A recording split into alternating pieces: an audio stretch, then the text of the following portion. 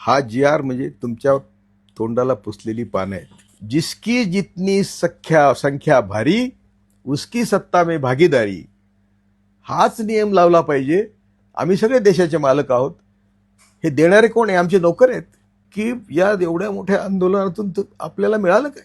जरांगे पाटलांचा बिचाराचा त्याग मोठा आहे, पण त्यांना आम्ही रडून सांगितलं होतं फोन करून की तुम्ही हे बरोबर करत नाही, मराठ्यांचं अतोनात नुकसान होणार आहे, तुझ्या पण तब्येतीचं नुकसान होणार आहे। या जी आरचा सगळा मजकूर जर बघितला तर तुम्हाला तलाट्यापासून ग्रामपंचायत अधिकारी, कृषी सहाय्यक अधिकारी, ज्यांची तुम्हाला तोंड बघायला नको त्या सगळ्यांकडे जावं लागणार आहे। आणि याच्यातून शेवटी कोर्ट आहे। हे जे तुम्हाला कबूल केलं आज, हे कुठल्याही कायदेशीर कसोटीवर बसणार नाही।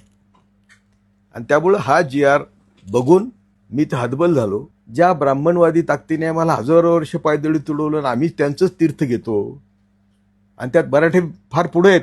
कुठला स्वर्ग, कुठला नरक, कुठले 33 कोटी देव, कायम तुम्हाला काल्पनिक जगात ठेवून तुम्हाला मूर्ख बनवण्याचं काम ज्यांनी हजारो वर्ष केलं, जी आर काढून त्यांनी हेच काम केलेलं आहे। कायदेशीर आरक्षण जर द्यायचं असेल तर ते केंद्र आणि राज्य मिळूनच देऊ शकतं।